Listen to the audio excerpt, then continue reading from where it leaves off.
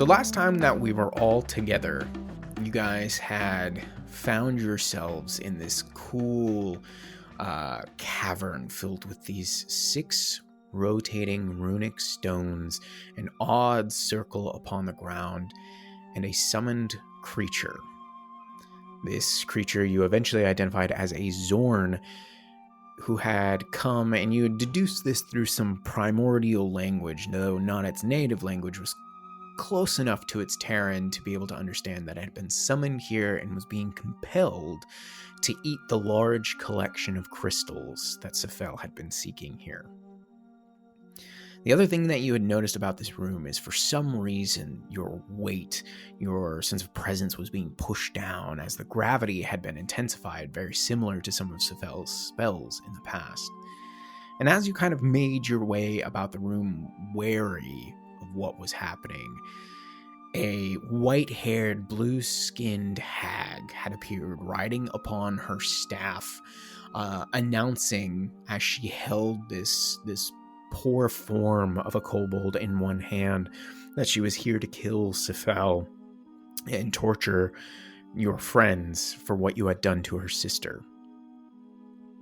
And so she tore this poor kobold in half, feasting upon itself, and then a battle ensued where it got pretty dicey.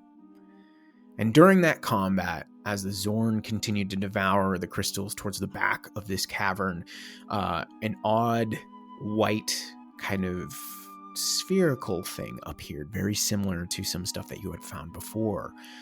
And Sephel, in some quick thinking, sent an unseen servant out to grab this thing.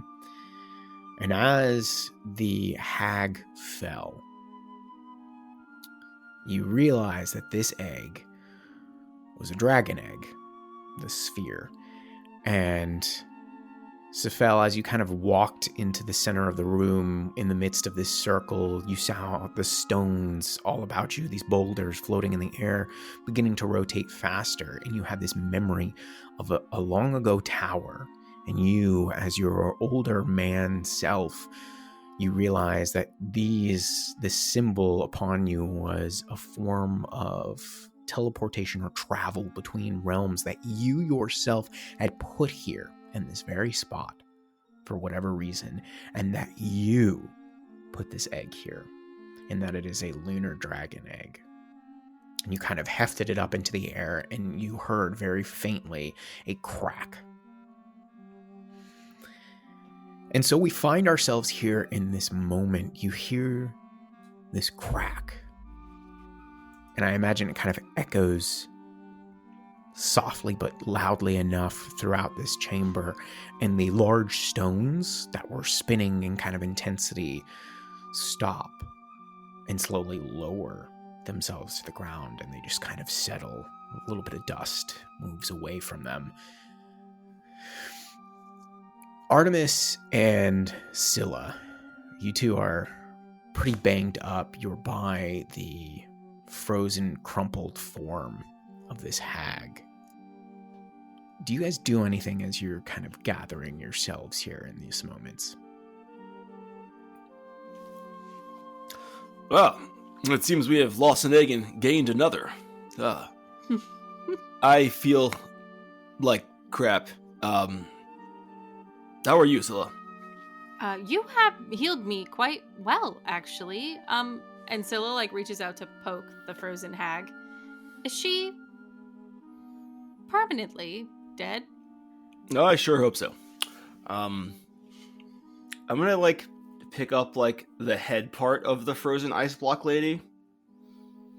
Mm-hmm. And if I can, I'm just gonna put it in my bag. Sure, yeah, you're able to pick up her frozen head. It's in this terrible grin, blood still frozen to their lips. And you are able to fit it into your bag, yeah.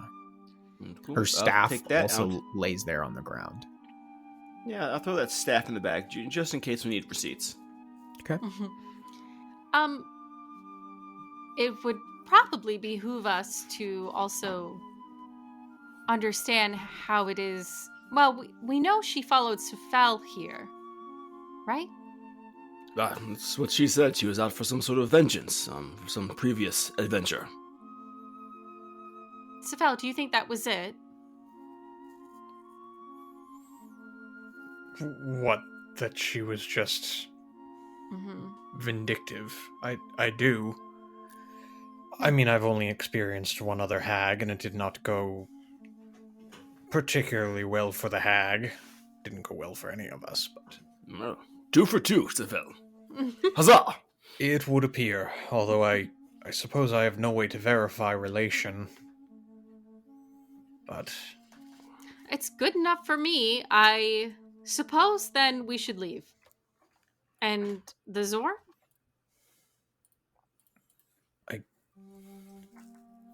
Can you speak to it and ask if it wishes to remain? You! Creature? Do you want to stay?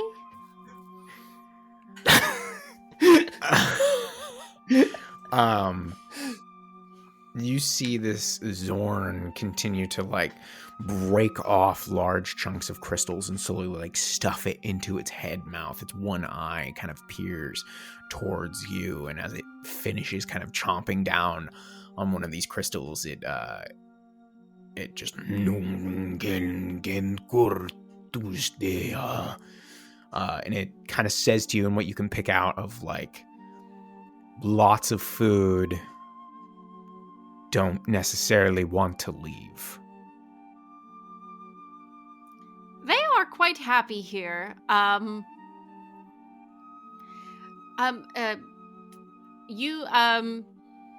We are leaving, but your home? Can you go home? It just kind of stares at you as it's trying to like understand what it is you're saying. And it just kind of ignores you and continues to consume the crystal and the gems. Yeah, I'd say we're good here. Very well. Looks for Sephel, is that thing actively hatching right now? Good question. I heard the crack and the stones lowered. I would have lowered down the egg as well and like inspected it. Is it like hairline crack, like something is starting, or is this like mid hatch? Looks like just a hairline crack. I don't think a creature is imminent,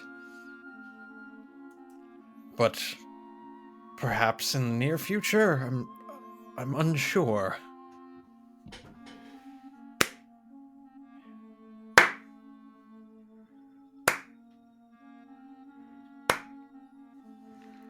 You all start to Artomis, hear you the clapping. sound of slow, weak, but deliberate clapping coming from the tunnel that you all had come from that led into this cavern.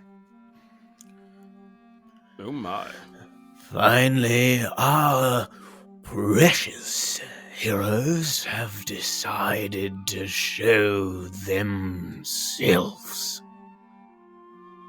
Finally, they have arrived to take care of the mess they brought with them. Finally, come to right their wrongs? We shall see.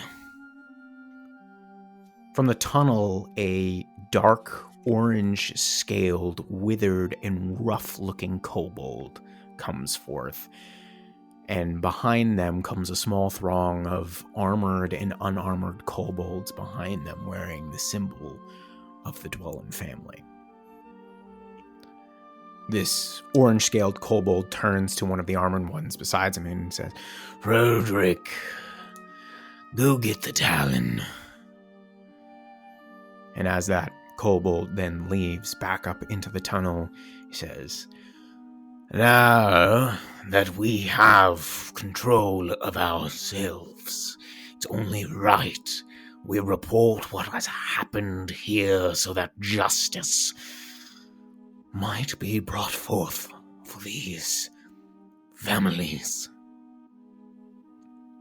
And he gestures to the half-eaten form of the kobold that was torn apart at the beginning of your fight. And as he says this, a small shriek is heard from the group behind him, and you see a kobold child runs forward from the group towards this horribly decimated form. And they're quickly chased after by a couple of the adult kobolds, and they scoop him up, and she's fighting fiercely with them until she realizes she can't get away, but she turns around in their arms and she's screaming, and she has tears in her eyes, and she's like, Papa! Papa! And in this cry, these continuing sobs just echo throughout the cavern, and another kobold steps forward and they assist each other in taking the child back up through the tunnel. And this withered kobold looks on with sadness, and he glares back at the three of you. He goes, I don't know the lot of you personally, but I have been shown enough about the two of you. And he points at you, Scylla, and you, Sephel. He goes, by that, hag, to know the danger that you are and what follows you.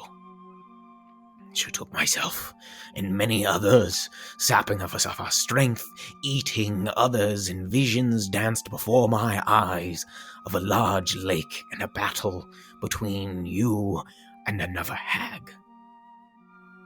She told me how you killed her sister, and so she and the others of her coven have begun to hunt you. Oh, and how they aren't the only ones to dog your every footstep. Apparently, a group of drow, it seems, search every corner of the underdark, near and far, for you and your associates. She showed me the firestorm and ruins in which you left Gracklestug. Oh, it's been made very clear to me just the kind of people you are. Murderers, thieves, charlatans, and liars to the bitter end. Oh, the veil you've managed to pull over the people will no longer shadow the truth. You might have wrapped the foolish king and queen about your fingers, but I will see these families repaid for the pain you brought upon them, and the lot of you exiled from this place. And he sees you about to interrupt, and he goes, No, I would not have your sly words from any of your mouths, especially yours, Flayer. You are no better than the rest of your alien kind. And he turns and looks to the armored guard that's around him, and he says, Watch them, and see they do not leave until the Talon arrives. To which they all nod, and as this figure turns, the guard kind of lowers the spears they carried with them, and they begin to form a phalanx around the tunnel that leads out. And you are left there for the moment to wait. What are you guys thinking? What are you doing?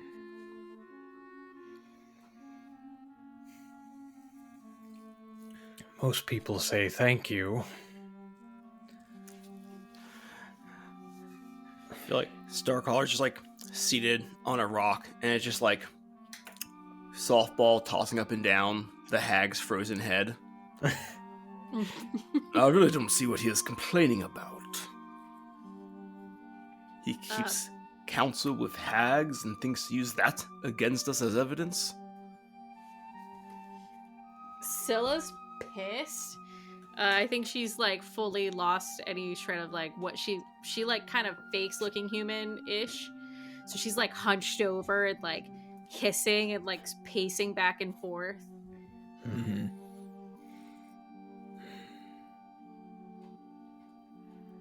What is it that your kind says? No good deed goes unpunished?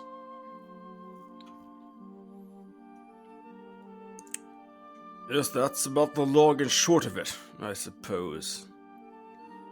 Though I have never seen it so quickly or erroneously applied. I can only be so worried. Does truly Dwellin have enough power to bend the ear of king and council? With lies? Not when there's obvious evidence of us acting in the right, I think not. He was not lying. It was a biased perception. By no doubt, but it was not a lie. Oh, so you do bring ruin and death everywhere you come. Is that the truth of it? I don't know that I specifically, but I haven't exactly been met with hugs and fancy parties the entire time we've been down here. We have fought hags. I have eaten heads. We've fought demons. We fought dragons. We released a dragon twice. Twice? It's a long story. They are scared of us. Does it make sense to balance one's good actions versus what bad has happened as a result? No, it does not. Hey, Artemis just starts, nodding. My friends, we are at war with demons in the underdark. And it strikes me now that you may just have the metal necessary to see that battle won. And he starts, nodding a little bit more. Yes. Yes, I think... come what may from Daddy Dwellin, I think we have what we need to go forth from this place and right the wrongs, or at least to begin to, but let me not be too hasty. We may yet salvage the situation with cooler heads and silver tongues. Should I hide my tentacles? No. Let them see. As you guys discuss this, after a little while, you hear more footsteps coming down the tunnel. And eventually you see a small contingency of the Platinum Talon arrive, and they talk with the guard. And they come towards the three of you, and you see amongst them is Therda, the one who helped you in the hot springs for a little bit.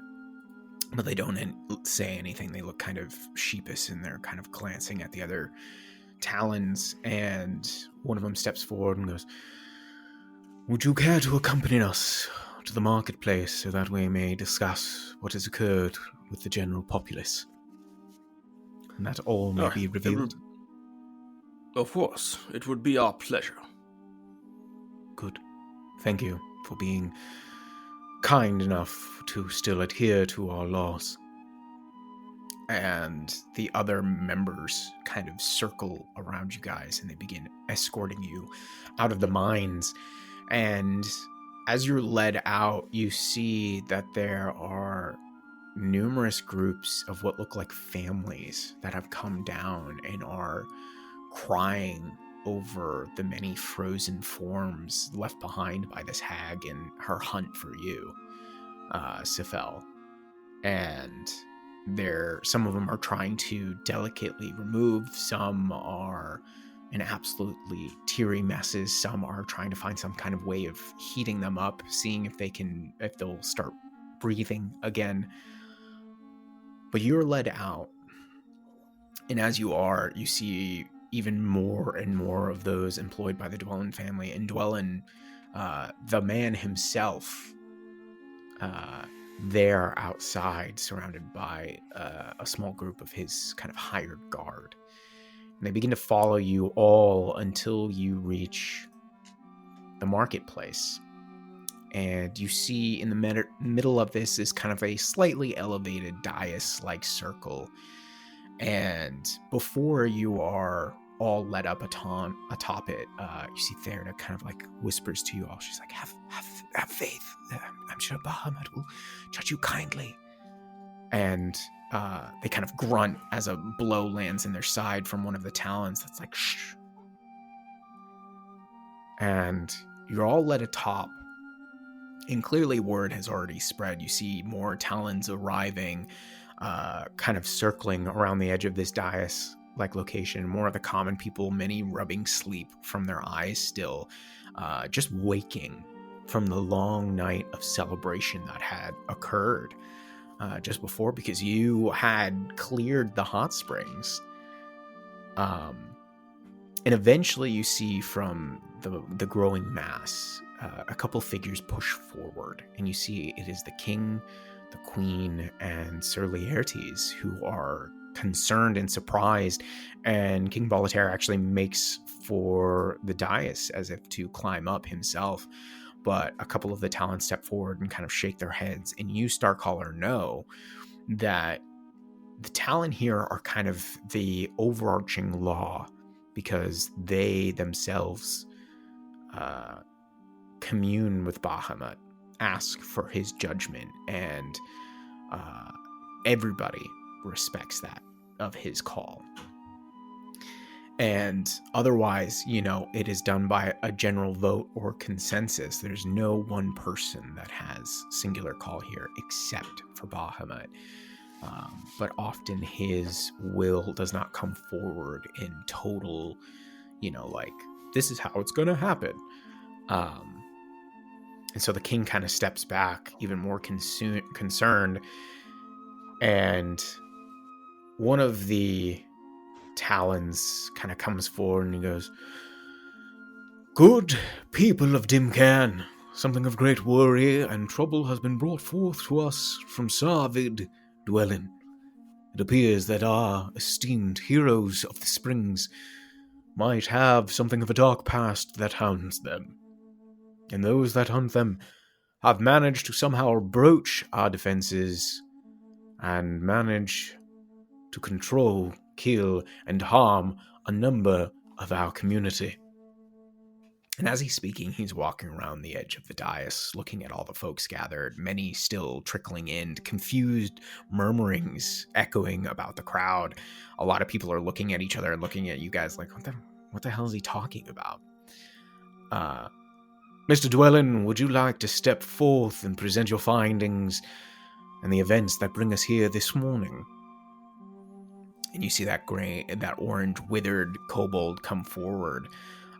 And he's helped up by a couple of people around him, and more whispers start to erupt as they see his emaciated form, and you gather that this isn't natural.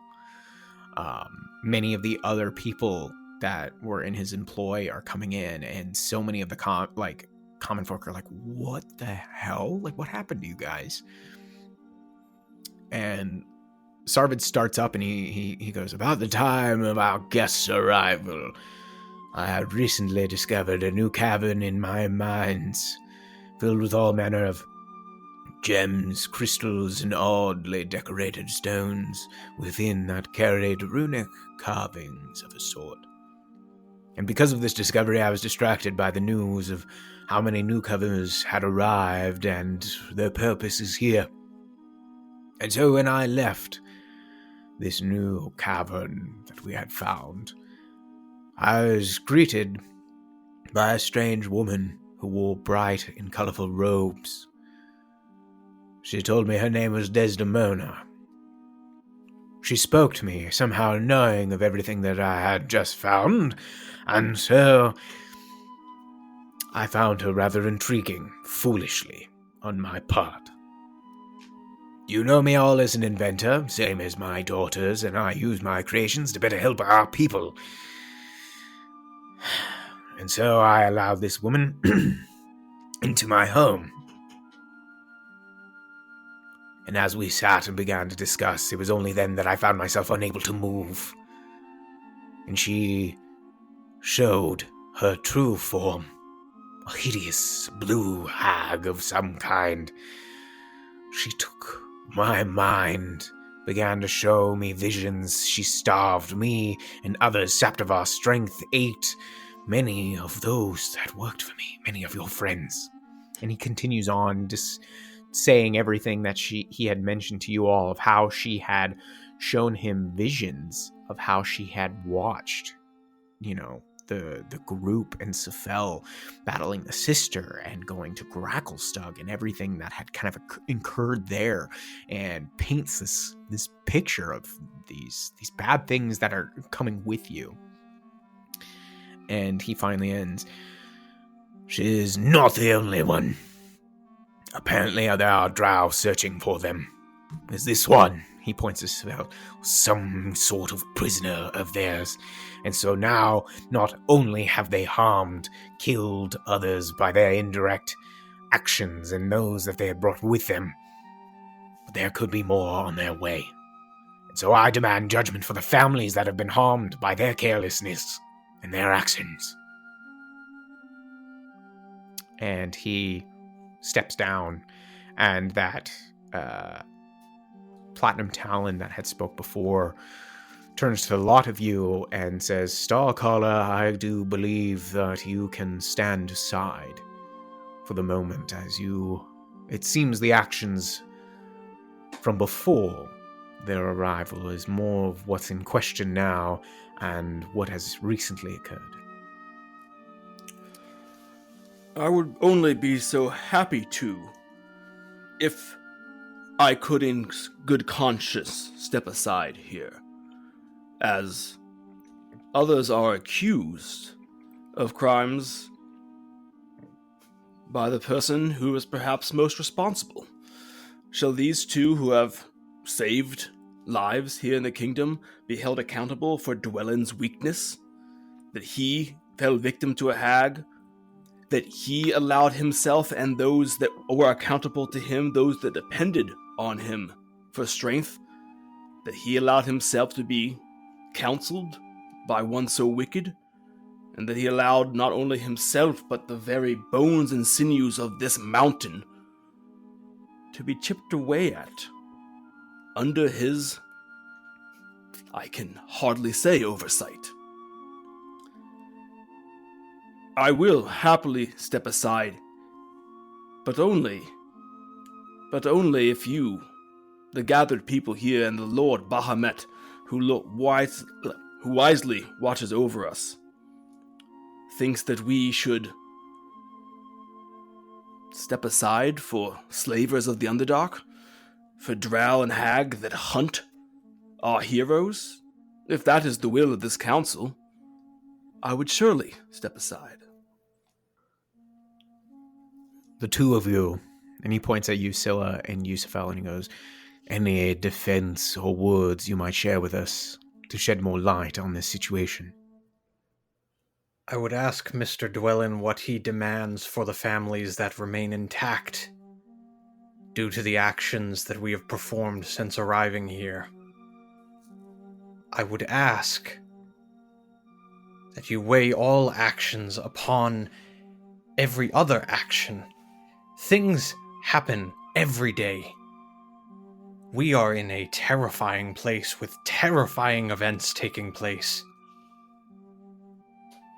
Have we brought, perhaps allegedly brought, danger upon these people? Maybe. Would that danger not exist were we not here? Would any of you be safe any day? Hags exist, demons exist, and they are here.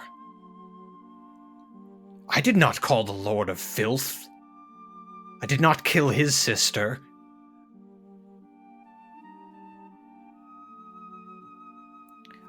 I find it hard to defend myself when 24 hours prior we were being celebrated for helping this community that had welcomed us, that we were happy to be welcomed to, that we would lay each of our lives down again. We agreed after last night, we would do this again. For every one of you, and everyone else. I find it hard to be thanked immediately after with prejudice and judgment. So quickly.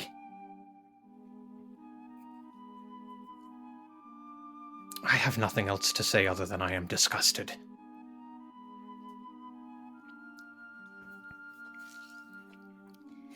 It does not pass my gaze that you have called out the two of us who do not look like the others. You've known Starcaller, and he is one of you. We are the outsiders. We are easy to place blame. And yet, not 24 hours ago, we've laughed with you, broken bread with you, danced with you. We look different. But I would encourage you to think about the good that we have done and who you have known us to be in such a short time. The kind of leader, the head of the Talon goes, "Thank you for your words. They are appreciated. And do not think that we will also blindly turn an eye to what you have already done here for us. And our thanks is no less than it was. Do you deny the actions that this hag somehow claims of you, killing a sister, antagonizing her lot?" I do not. Very well. Do you deny that there appeared to be drow hunting you as you were some form of prisoner or another? I do not. Very well. We shall commune with Bahamut for the guidance and judgment, with all things in mind. And he goes, and the brothers and kind of like sisters and members of the Platinum Talon kind of come together, and they begin enacting this ritual, kind of communing with the divine. And everybody else during your kind of defense, in a way, was quiet, but then murmuring and very confused. And a lot of people are kind of looking angrily at Dwellin, but a lot of people are just surprised about a lot of you, and what has happened, and how, this whole other horror, you can kind of hear these mixing of words, had occurred underneath their very noses, and they had no idea. And after a while, and this trance-like ritual begins to end with the Talon, that same individual comes around and he goes, "I, Torbeck, and the others have communicated with Bahamut, and he does not seem quick to bring down righteous wrath upon our new friends. However, a small price must be paid to the kingdom, in whichever form shall be dictated by us, the people, in due time. Nothing of outlandish nature, for you have saved us from a very great evil, destroyed the evil that had followed you here, and unfortunately lives were lost. However, they will not remain prisoners here amongst us." He's kind of saying this to the general populace. "But we shall vote without them for the price that must be paid. Do the three of you find this amenable?" So be it. He nods to you, Starcaller. Scylla and Sephel, do you agree to kind of what he's saying? I nod, but I have nothing to say. And he kind of gestures towards Queen Boletaire, Queen Griselda, and Sir Laertes, and they kind of wave for you guys to come to the end of the stage because you're not to hear kind of the discussions by the general populace for, the paid judgment that is to come. Cool. I'll stride off, and as I do, I'm going to pass by that kind of head member of the Platinum Talon, and I'm just going to casually place the head of the ice hag in their hands and walk away. Okay, you do so, and Torbeck, as you now know his name as he kind of announced it, is like holding it, and he's like, whoa. And then you hear this gasp come over the crowd, and more murmurings. What's happening? What is that? Is that the hag? And kind of like this cacophony starts up as you guys start to walk off. And as you're kind of led away by the king and queen, eventually you're outside of the throng, and you can hear the Talons trying to like call to order everybody because of this commotion you just caused by dropping this hag head in his hands. And Sir Laertes is the first one as you guys make your first one to speak up as you guys make your way out. And he's like, what in the world has happened? What is going on here? What happened to the three of you? It's not been hours, and now there's tales of a hag and bodies and what? Oh, we had quite the morning. Great party last night, by the way. Had a lot of fun. We had some business at the mines this morning and in the ruin quarter as well. And, well, one thing led to another, and, well, we have rid Dwellin of a hag who was controlling his mind and sapping his strength, as well as many in his employ, and, just general good deed stuff. You know how it is. But why, she was here for you, Sephel? Supposedly.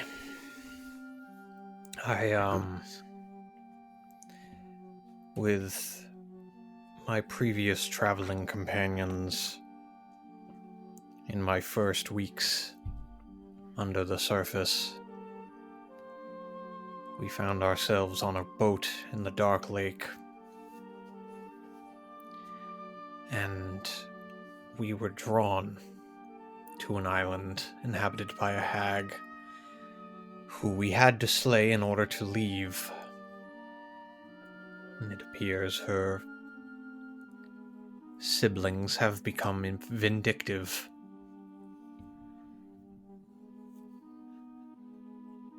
I did not mean to bring danger to anyone, but it does appear it is following us, or me. And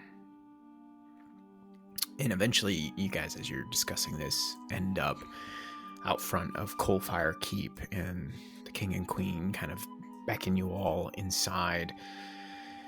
And King Boletaire kind of turns around, and he's about to say something, but he stops himself, and then Queen Griselda kind of speaks up, and she goes, well, it is very unfortunate what happens with the families and those affected by this.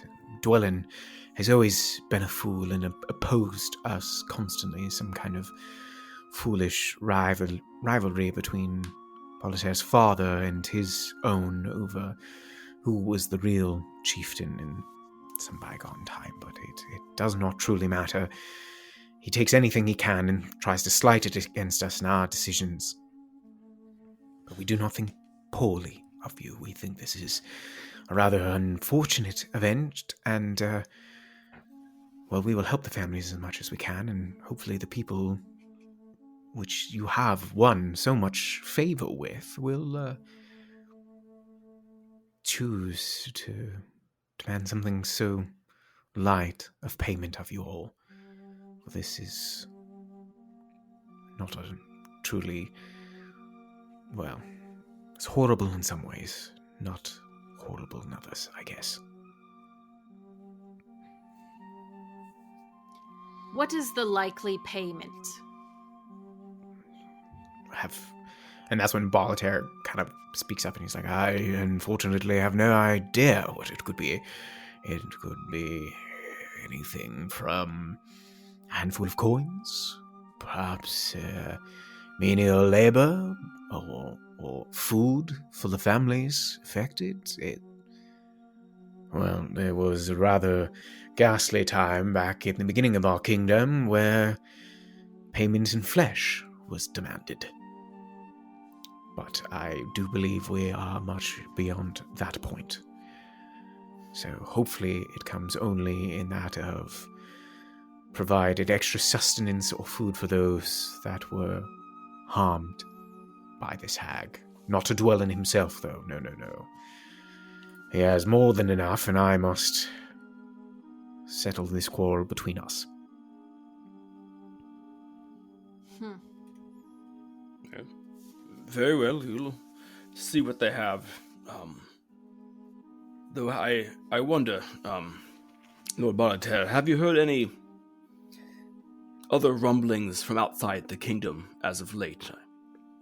With these demonic happenings, I can't imagine we are the only ones experiencing it. Have you heard any other rumors of dark goings-on?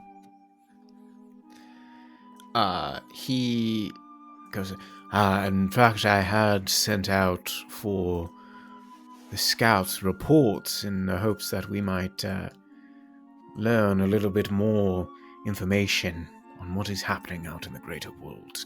Come, sit with me and let's perhaps peruse over these orders, or this information here. But he kind of hands out various scrolls and hand-drawn maps of various tunnelways. And he goes, it appears here that there has been spotted one or two drow here and there, some odd, rather interesting mosquito-like creatures that we have not seen before, that chase down a few people. Will, does that sound familiar? This mosquito we encountered creature. Yeah, we encountered a mosquito-like creature during the prison break. You had encountered a creature there. Let me go back over my I'm notes. pretty sure that was our first sanity check because we watched it eat the head of a guard. No. It sucked him down like a go-gurt. Yeah, that one. Yeah, you do correctly recall that you saw something very similar to that. So if you want to try and roll a knowledge check to correctly identify what that creature was, you can. Sure. What am I rolling here? Arcana, nature? I'll let you decide on that, actually. I will. This is some otherworldly stuff. This isn't. I'll do Arcana. Let's see how that goes. Okay.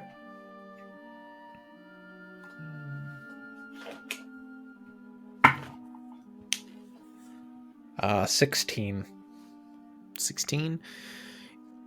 Recalling some of its features, you think this is definitely otherworldly, perhaps something demonic, but the actual name and nature of this creature seems to elude you. Okay. Do you mention that you've seen or encountered these creatures before? I will. This mosquito creature you mentioned, this is not something native down here, I presume? Not in the fact that we have encountered it before, but it could be perhaps from some other part of the Underdark, but not in my people nor in the archives. I could send perhaps for more information from the library. When I was a prisoner of the drow, While we were, my friends and I were escaping, a creature similar to what you're describing, multiple rather, besieged the prison along with various other creatures. But even the drow themselves did not seem expectant of such a being, so I would believe they are unnatural. Where are you hearing reports of these things? From various scouts, they said they, as they were traversing the local tunnels, moving back and forth, I've sent some feelers out towards Gracklestug, and some searching for some kind of pathway to this Neverlight Grove that your friend Stool had mentioned before, trying to find some kind of path, making your travel there as perhaps some emissary of ours. And they found one, according to the report, near Gracklestug, not too far away from the lava flow that we had found the lot of you, and a couple over towards some westerly tunnels, it would appear, but we have not succeeded in finding this grove ourselves, so it's hard to say exactly where and what those tunnels lead to, as we have not gone too far. Well, we will have to keep our eyes out regardless. I do believe that we should make our way for the grove in the near future. I know that Stool longs for home, and we've told them repeatedly we would make our way there. It might be smart with current events to make ourselves scarce for a short while. I think that's quite fair and quite intelligent of you to recommend such a thing, perhaps some time apart, at least from those that have been harmed by these unfortunate events. But do not think that you have made yourselves enemies or of any such sort with us. You shall always remain welcome under my rule. Your hospitality is always appreciated. It is not unknown, but never welcome to realize how quickly people will point a finger at creatures like me.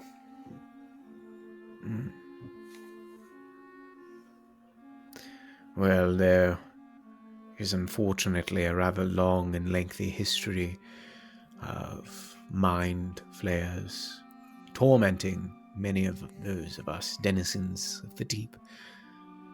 And they are not without many of them their cruel natures, though, as I've said, we have met such another that was kind, such as yourself.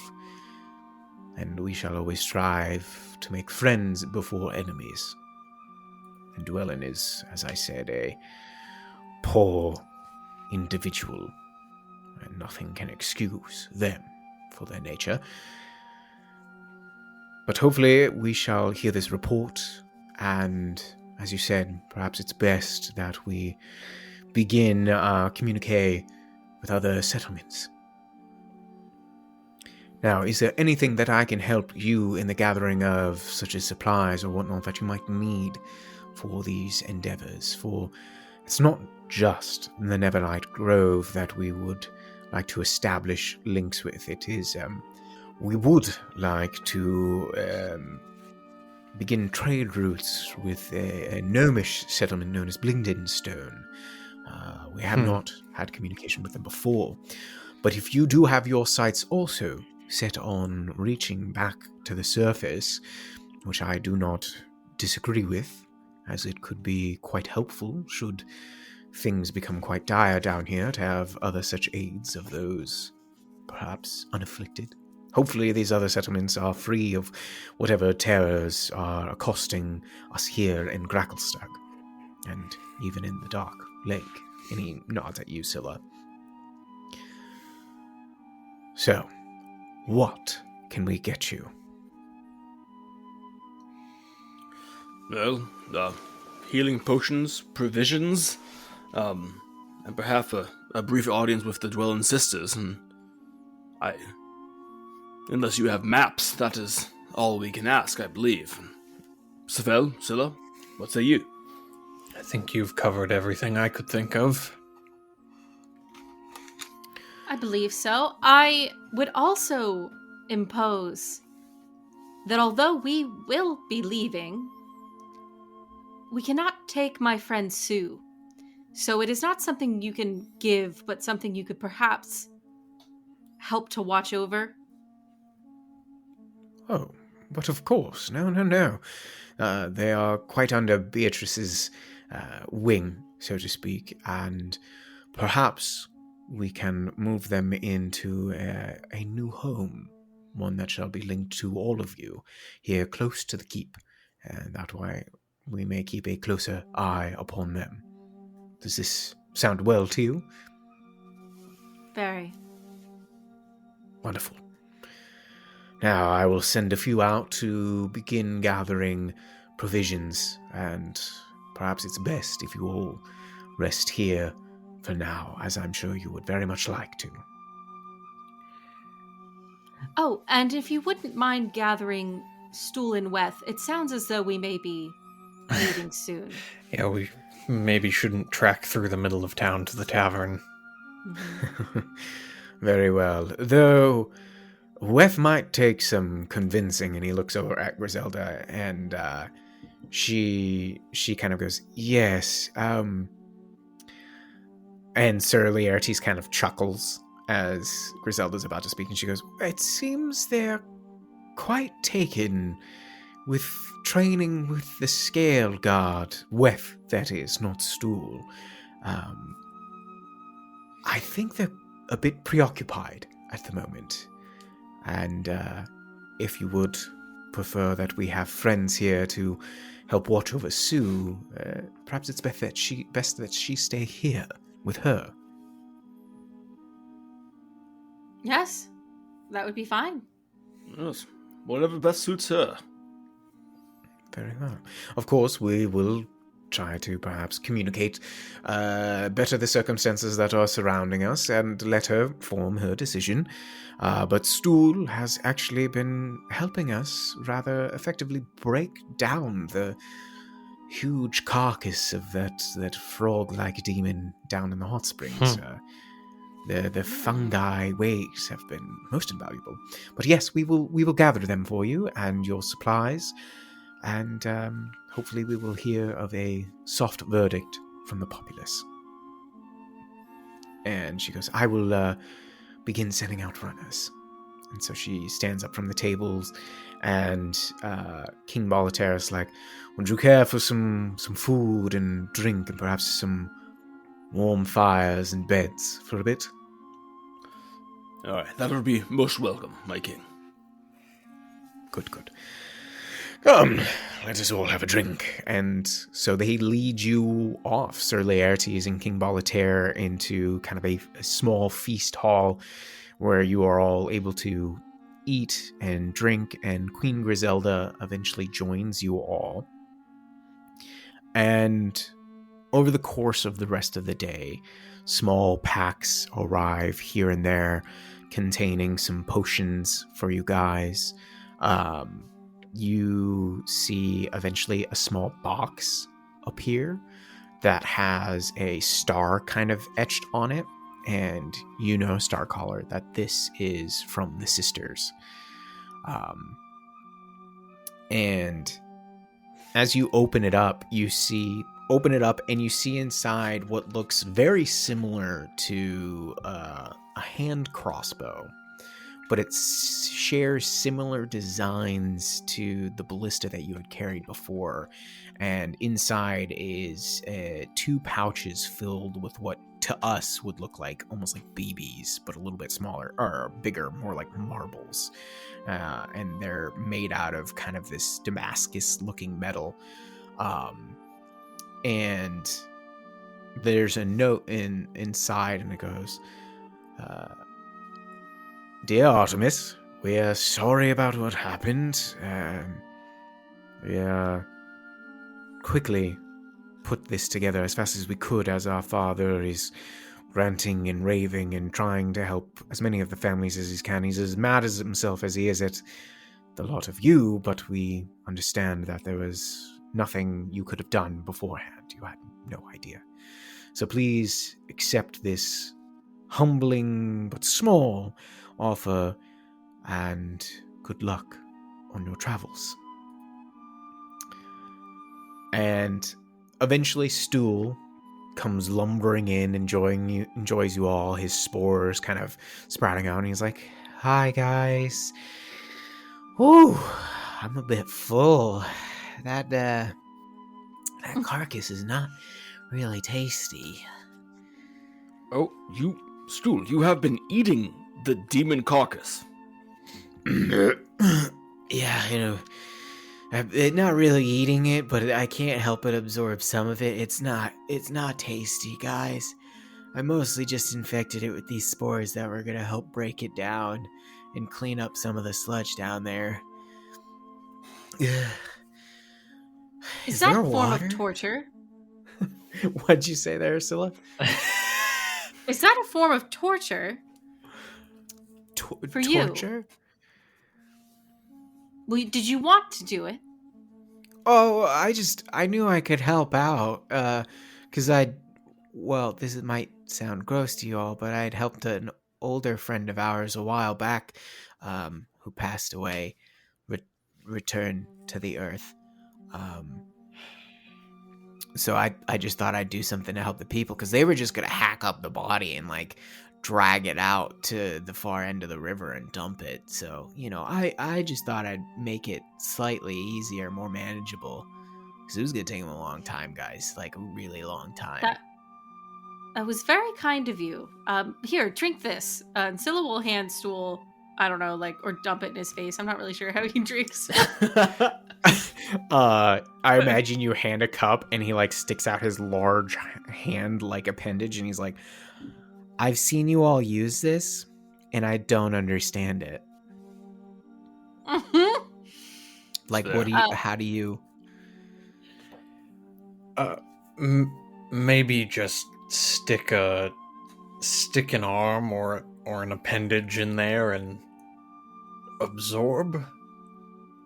He, drops the goblet on the floor, and he just, puts a foot over it, and eventually the moisture just, you see it start to slurp up into his foot, and he's like, "Yeah, that's better. No, that's good. That's fresh. The water down there in the hot springs is not fresh yet. That's a lot better. Thank you." That will take some time. Wow. You've done well, Stool. What do you say we get you home? Wait, we're gonna go for the grove? I think we've made you wait long enough. We're going to the grove! And he starts dancing, and all these spores are kind of pouring out of his head, and King Boletaire and Sir Laertes, who are still there with a lot of you, is just kind of laughing and chuckling at him. And I imagine that's where we end our scene.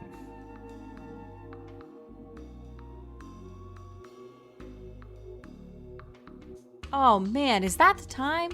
We're overdue for another check-in with you fine listeners. Thanks as always for being here right up to the outro. We really appreciate that. You will never believe this, but we recently hit our 1-year podcast anniversary and 3,500 downloads. It's truly been a blast. We're having just a grand old time, and we look forward to another 50 episodes to come. Hopefully you join us for those next 50. That being said, we do have an exciting announcement. We have launched a Ko-fi page. Yes, that's Ko-fi page. There's no pressure to do so, but if you want to toss a coin to your witchers, that's us. You can head to ko-fi.com/themadness table. All donations will go first toward our monthly operating costs, which include our podcast hosting software, items like that. But our ultimate dream is to be able to upgrade our setups to be able to offer live stream recording sessions to get that sweet, sweet video content to accompany our audio. If you're not able to donate, but you want to support the show, we would just adore you if you left that 5-star review in whatever podcatcher you're currently listening in, or if you just spread the word and tell a friend. We would be eternally grateful for that support. So that's it. Until next time, when... The madness